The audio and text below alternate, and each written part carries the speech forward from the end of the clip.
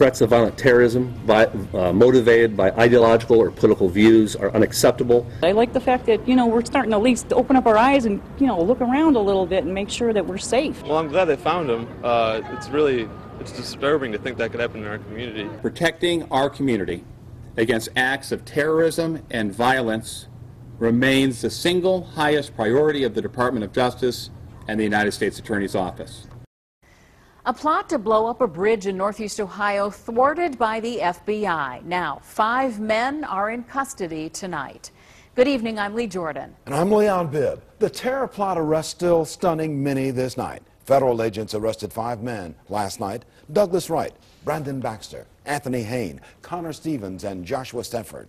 They all had their initial court appearances today. All are facing conspiracy charges tonight.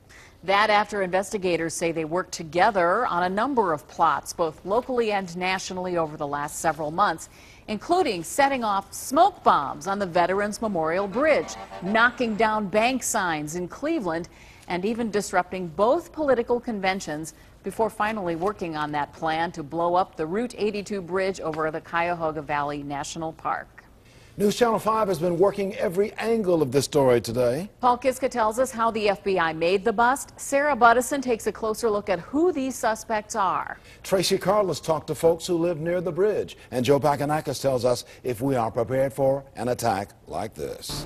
We begin with Paul Kiska, who was at today's news conference and is live in Cleveland tonight.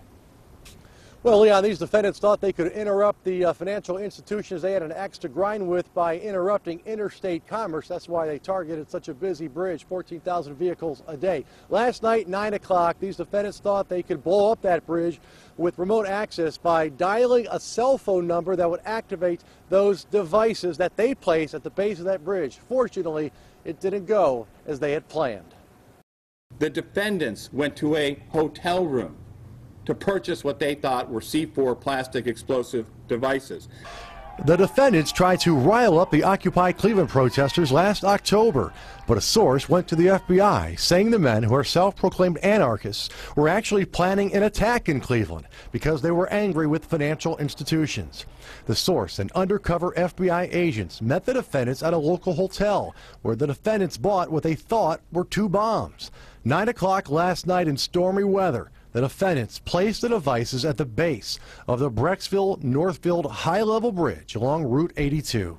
The defendants planted the explosives at the base of the bridge. The defendants armed the explosives. The defendants left and went to a remote site, and they then, sitting there, entered the codes that they thought would blow up a bridge with innocent people traveling over it. The FBI said the defendants wanted to hurt banks by disrupting interstate commerce.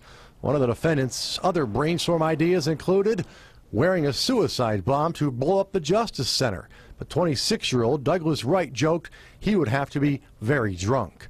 The group talked about blowing up a train or ship, but the plan they decided to carry out last night blew up in their face, thanks to the FBI's terrorism task force. Despite the defendants' worst intentions and aims, that during the entire course of yesterday's operation, the public was never in any danger. The defendants never possessed at any time any real explosive material.